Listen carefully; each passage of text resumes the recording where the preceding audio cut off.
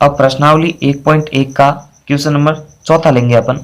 तो देखिए यहाँ पर इसका आंसर कैसे देना है, पहले क्वेश्चन को पढ़ लेते हैं। तो यूक्लिड विभाजन प्रमेयिका का प्रयोग करके दर्शाइए कि किसी धनात्मक पूर्णांक का वर्ग, अब की बार वर्ग की बात कर रहा है, खाली पूर्णांक की बात नहीं कर रहा है, वर्ग की बात कर रहा है। किसी पूर्णांक m के लिए ये 3m या 3m+1 के रूप का होता है, ये अपने को सिद्ध करना है। फिर इसमें कुछ संकेत दिया गया था, वो मैंने लिखा नहीं है, तो वो जो है मैं आपको पढ़ के बता दूं। इसने बोला है कि क्वेश्चन क्या कह रहा है कि किसी धनात्मक पूर्णांक का वर्ग, और इसने क्वेश्चन में संकेत में लिखा है कि मान लीजिए वो धनात्मक पूर्णांक जो है x है। तो देखिए यहाँ पर लिख लेते हैं, संकेत से ही लिख रहा हूं, माना कि वह धनात्मक पूर्णांक, ये पूर्णांक का वर्ग की बात कर रहा है। तो पहले धनात्मक पूर्णांक को अपने को लिखना है, तो क्वेश्चन में संकेत में पहले लिख दिया कि मान लो कि वह धनात्मक जो पूर्णांक है वो है x। फिर ये कह रहा है किसी पूर्णांक यानी इस x के लिए, किसी पूर्णांक m के लिए ये 3m या 3m+1 के रूप का हो सकता है। तो संकेत में आगे वापस लिख दिया कि उस धनात्मक पूर्णांक को x मान लो और ये 3q+1 और 3q+2 के रूप का हो सकता है। तो यहाँ पर सिंपल सी संकेत का यूज करके अपने को जो है इस पूर्णांक के लिए 3m या 3m+1 का रूप अपने को लाना है। तो क्वेश्चन के संकेत का ही आपको प्रयोग करना है कि ये 3q+1 और 3q+2 के रूप का हो सकता है। अब ये क्या कह रहा है, देखिए धनात्मक पूर्णांक का वर्ग, तो इसका मतलब x का वर्ग होगा, और ये यूक्लिड विभाजन की भी बात कर रहा है, तो यूक्लिड विभाजन का आपको यूज करना है। तो यूक्लिड विभाजन सूत्र क्या है या उसका रूल्स क्या कह रहा है, यूक्लिड विभाजन प्रमेयिका ये कह रही है कि a बराबर BQ+R ये रूप होना चाहिए। जबकि प्रश्न में हमने जो है a को क्या माना है, धनात्मक पूर्णांक, किसको माना, x को माना है, तो इसका मतलब x बराबर BQR ये रूप चलेगा। तो प्रश्नानुसार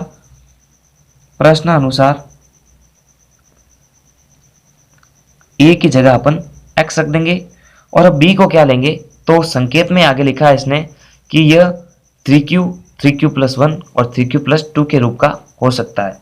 तो यहाँ पर q का पता भी लगा लेंगे, 3q+1 और 3q+2 के रूप का हो सकता है। बिल्कुल संकेत का ही अपन यूज कर रहे हैं, तो यहाँ से पता लगाया जा सकता है जो q से गुणा हो रही है वो b की वैल्यू है, तो 3 हो रही है गुणा, तो 3q+r ये रूप प्रश्नानुसार से बनेगा यूक्लिड विभाजन प्रमेयिका के लिए। तो क्या करना है, ये कह रहा है किसी धनात्मक पूर्णांक का वर्ग m के लिए 3m या 3m+1 का रूप का हो सकता है। तो संकेत का यूज करके इस पूर्णांक को अपने को जो है वर्ग करना है और ऐसे रूप लाने हैं। तो यहाँ पर पहला रूप तो हो जाएगा 3q, फिर दूसरा 3q+1 और तीसरा हो जाएगा 3q+2। तो यहाँ पर इन सभी का आपको वर्ग करना है, क्योंकि ये क्या कह रहा है कि धनात्मक पूर्णांक का आपको वर्ग करना है। तो इसका मतलब क्या होगा कि x² होगा और इसके सामने ये तीनों कंडीशन लिखी जाएगी। तो यहाँ पर इसको समीकरण 1 से ही आप देख सकते हैं, समीकरण 1 से ही इसको नाम देने पर समीकरण 1 से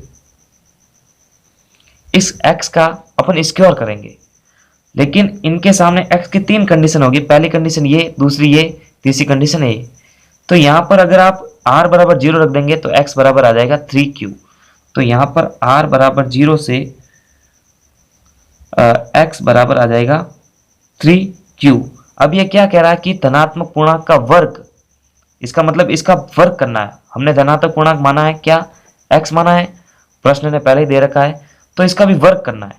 वर्ग करने पर क्या होगा, इसको आपको m के पूर्णांक के लिए 3m का रूप लाना है या 3m+1 का रूप लाना है। तो यहाँ पर सिंपल सी बात है, प्रश्न से ही इस धनात्मक पूर्णांक का क्या ज्ञात करना है, आपको वर्ग ज्ञात करना है। तो अगर यहाँ पर लिखूं मैं दोनों ओर से वर्ग करने पर, दोनों पक्षों का वर्ग करने पर, क्योंकि यह धनात्मक पूर्णांक के वर्ग की बात कर रहा है, तो वर्ग करने पर यानी x का स्क्वायर होना चाहिए, और जब x का स्क्वायर होगा तो 3 का भी स्क्वायर होगा।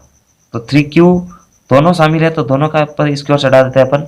उसके बाद नीचे बढ़ते हैं, फिर देखिए x स्क्वायर के बराबर, अब देखो इसको गुणा कर दो आप, तो 9 क्यूब का स्क्वायर ये बन रहा है। हमारे को ध्यान रखना है कि ये क्या कह रहा है कि m पूर्णांक के लिए 3m का या 3m+1 का रूप होना चाहिए। अब देखिए इसमें कोई +1 तो है नहीं, तो 3m+1 का रूप तो नहीं बनेगा, लेकिन 3m का रूप बना सकते हैं। कैसे? वापस इसको देखना आप, एक्स स्क्वायर इसके साथ में रहेगा। अगर मैं इसको ऐसे लिख दूं 3 × 3q का स्क्वायर, हमारे को कैसा रूप बनाना है? या तो 3m हो या 3m+1 हो। ये तो रूप बन नहीं सकता क्योंकि इसमें प्लस माइनस के साथ में कोई संख्या है ही नहीं। ये रूप बन सकता है कैसे? अगर खाली इस 3 को छोड़ दो और अगर 3q स्क्वायर को आप m पूर्णांक मान लो, क्योंकि ये क्या कह रहा है? m पूर्णांक के लिए, तो यहां पर संकेत लिख सकते हैं, माना 3q स्क्वायर बराबर m पूर्णांक।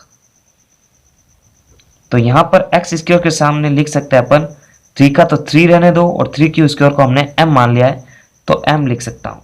इसका मतलब किसी धनात्मक पूर्णांक का वर्ग, यानी धनात्मक पूर्णांक कौन है? वो एक्स स्क्वायर है या x है, इसका वर्ग 3m के रूप का हो सकता है। अब जैसा ऐसा किया उसी तरीके से 3m+1 का रूप भी बना सकते हैं। तो यहां पर करेंगे क्या? आप समीकरण 1 से ही r बराबर क्या रख देंगे? अब की बार अगर मैं 1 रख दूं तो प्रश्न के संकेत से ये 3q+1 के रूप का बन जाएगा। तो यहां पर समीकरण 1 से r बराबर आपको 1 रखना है।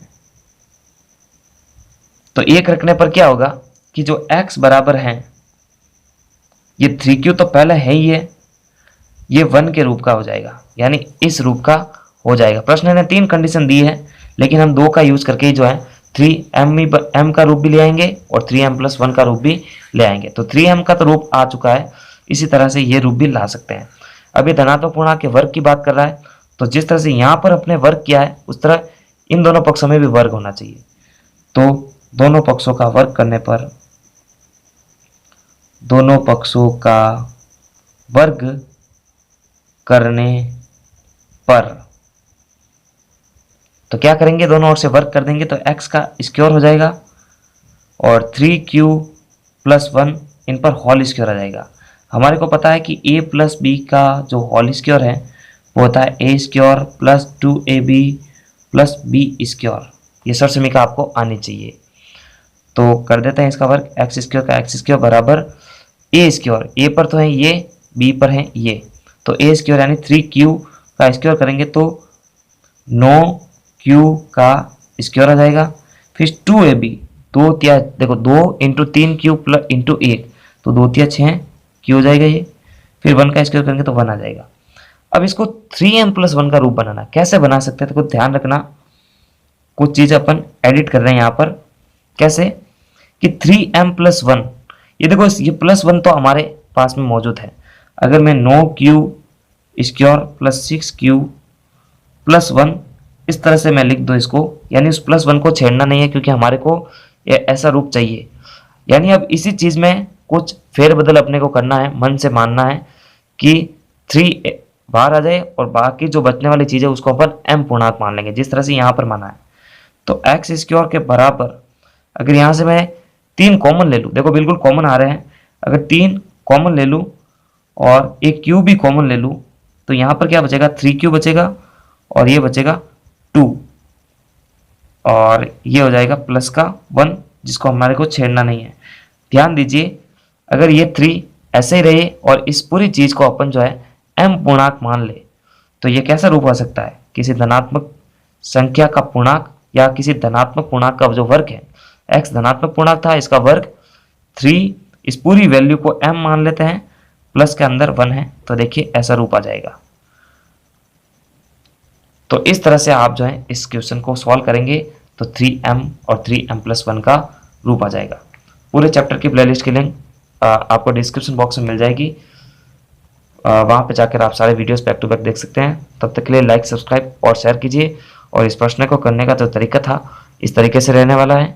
सिंपल है कि आपको धनात्मक पूर्णांक सबसे पहले x मानना है, फिर इसका वर्ग करना है और इनकी हेल्प लेनी है ताकि इनसे जो है अपन ऐसा रूप बना सके, फिर वर्क करके देखना है, आपको मन से m मानना है, ठीक है।